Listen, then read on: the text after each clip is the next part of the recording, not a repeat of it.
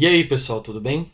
Livro de hoje, Pais e Filhos, Ivan Turgenev, edição linda aqui em capa dura da Companhia das Letras, que saiu em 2019, romance russo do século XIX, com tradução do Rubens Figueiredo e introdução do mesmo, com pós-fácil do Henry James. O livro foi publicado em 1862.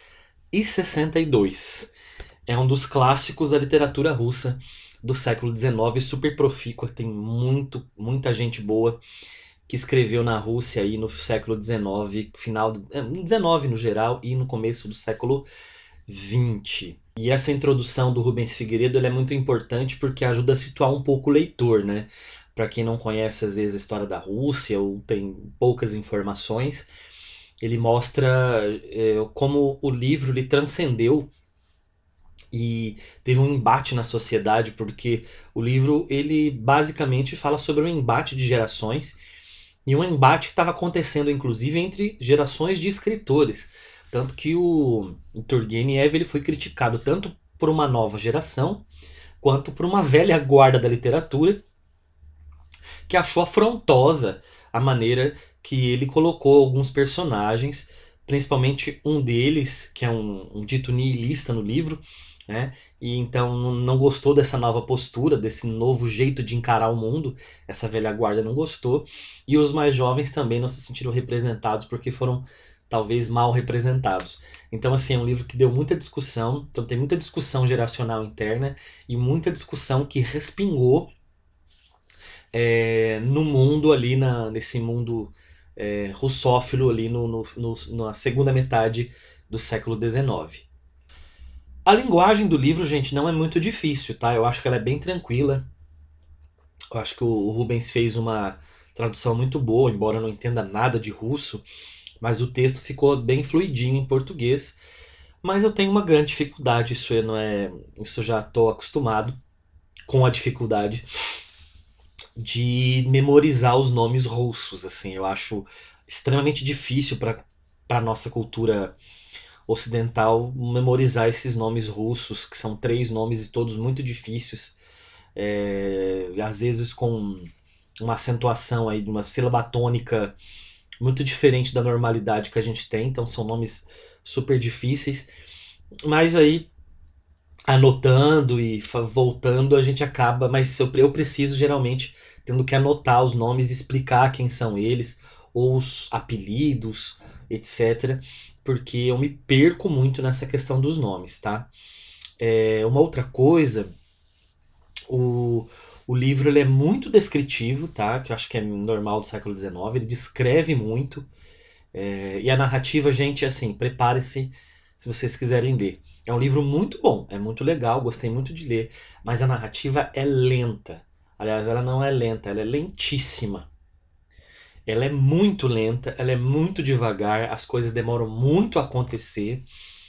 E então é por isso assim que se é um livro para você ler de pouquinho, porque se você lê de uma vez assim muito tempo, você vai achando meio cansativo. Eu provei na leitura várias dinâmicas, aí tentei ler 70, 80 páginas num dia e aquilo me cansou muito e a impressão que eu tinha do romance era que ele não era muito legal. Lendo de pouco, mais assim, tipo 30 páginas por dia, a coisa, pelo menos comigo, funcionou um pouco melhor. Porque o livro, como eu disse, é muito lento, demora as coisas a acontecer e parece que a coisa não sai do lugar. Bem, a narrativa se passa no interior da Rússia em 1859, 2 anos antes do Tsar ele decretar o fim da servidão dos mujiques, né? Esse regime de servidão dos mujiques era uma espécie de semi-escravidão e, e davam, não digo direitos assim, grandes direitos trabalhistas às pessoas, mas já não era uma escravidão, era um trabalho remunerado à sua maneira, sabe? E um dos protagonistas do livro, na verdade, ele antecipa isso.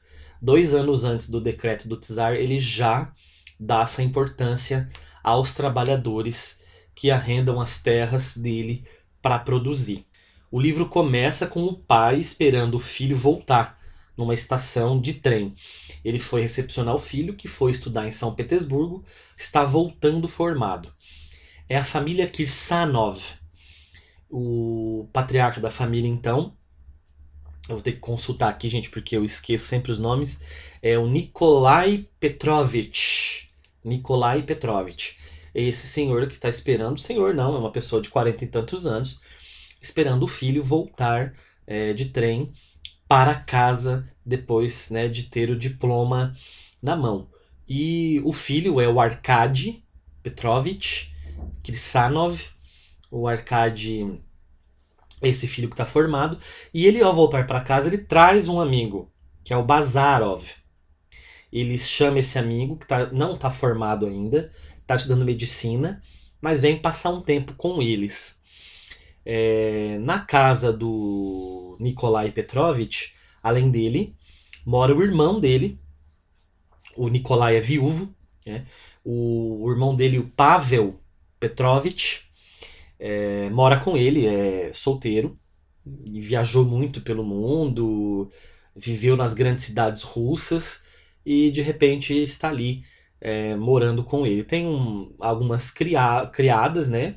E os criados que moram na casa, é uma família, apesar de morar no campo, assim, é uma família com ares aristocráticos. E tem uma mulher que mora ali, que é a Fienetka. A Fienetka é uma mulher que é uma jovem, é super jovem. Como a gente vai descobrir depois, não é spoiler, não atrapalha nada no livro, mas a gente descobre que ela tem um filho e ela mora na casa. Aí você fala, mas quem é essa mulher? Ela tem um filho novo, solteira, morando com o Nikolai, é uma coisa meio estranha. Você fala, será que o filho do Nikolai? Quem é? Depois a gente vai descobrir a história da Fienetka. E a grande questão, pelo menos na primeira parte do livro e depois, assim, nas primeiras 100 páginas do livro e depois retorna, é justamente esse embate geracional.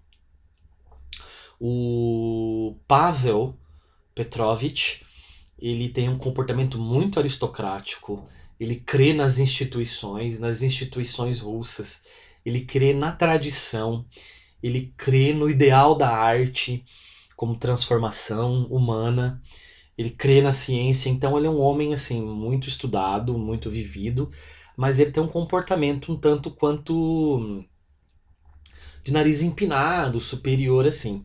E o Bazarov, que é esse amigo do Arkady, ele na verdade se proclama nihilista e não acredita em nada. Ele não só não acredita em nada, em religião, em instituições, em nações, nada. Ele, além de não acreditar, ele despreza. Então você imagina uma pessoa que tem tamanho respeito pelas instituições e pelas tradições e um outro que não acredita em nada disso. Então aí tem os grandes embates, assim, desde o começo as duas figuras se detestam, tanto o Pavel, que é tio do Arkady, e o Bazarov, eles se detestam e há diálogos super longos e sabe, é quase que um romance de tese nessa primeira parte, sabe, quando duas teses estão em constante conflito e os dois personagens estão ali brigando para ver quem tem a razão. E fica aquela confusão, porque o Pavel é presunçoso, o Bazarov desprezível, o Arkady, que tem uma inclinação aí junto com o Bazarov pelo niilismo, tenta botar panos quentes na coisa. E o Nikolai, que é uma pessoa muito tenta muito entender o que está acontecendo, assim, não é tão instruído, mas é uma pessoa muito boa, tá ali tentando entender o que está acontecendo e tenta resolver aquilo da melhor maneira possível. Fica esse embate, então, dentro da casa. Num segundo momento do livro, tanto o Arkady, os jovens, né, o Arkady e o Bazarov, eles recebem um convite para ir numa cidade próxima e eles vão para um baile, acabam ficando na cidade, conhecendo algumas pessoas e conhecem uma mulher, uma jovem viúva, que gosta muito de conversar e acha muita graça nesse niilismo, nesse comportamento do Bazarov e os convida, tanto ele quanto o Arkady, para ir para casa dela, no interior também, não tão longe assim da casa da família Kirsanov. E eles passam ali muito tempo. Eles vão, logo depois, eles vão visitar essa mulher, que tem uma irmã, que tem uma parenta que mora com ela, e a criadagem. E eles passam muito tempo ali nessa casa hospedado, esse embate ideológico, mas também acontece uma questão de flerte entre as partes, e o flerte ele é de uma maneira intelectualizada, né? O flerte ele acontece é, como uma sapiosexualidade, sabe? Então, esse interesse pelo outro a partir do poder de argumentação e de inteligência e de conhecimento do outro. A relação entre os amigos, o Arkady e o Bazarov, ela fica um tanto quanto balançada, eles divergem em algumas coisas. Esse flerte, o Bazarov não acredita no romantismo, ele acredita que o amor é uma falácia, e ele teme, naquele contexto, se tornar aquilo que ele tanto critica e tanto odeia. E o Arkady também está sofrendo várias transformações naquele momento. E não dá para falar mais, senão a gente vai dar spoiler aí e vai atrapalhar a leitura. Mas é claro que é um embate de gerações, fica claro. E que tem o seu contexto Rússia século XIX muito forte, mas que a gente pode transportar para várias outras situações em tempo e espaço na história da humanidade. Eu acho que esse embate de gerações ele vai ser sempre tema de livros, porque ele sempre vai acontecer, ele nunca vai deixar de acontecer. As pessoas elas vão sempre querer o novo, e o embate com o velho vai sempre causar um desconforto na sociedade. Então ele fala de maneira periférica também da questão da servidão e do trabalho, de maneira periférica sobre a questão da mulher, para a gente ver como a mulher era representada nesse século XIX. E é basicamente isso. Tá? Então é um livro, como eu disse, de leitura um pouco lenta, um pouco devagar, mas para quem está acostumado com os romances russos do século XIX, vai tirar de letra a leitura aqui do Pais e Filhos, que eu recomendo. Beleza? Você já leu Pais e Filhos, do Turgenev? Leu algum outro romance russo do século XIX? Diga aí nos comentários para a gente bater um papo. Beleza? Não se esqueça de se inscrever no canal e ativar o sininho das notificações. Um abraço e até a próxima.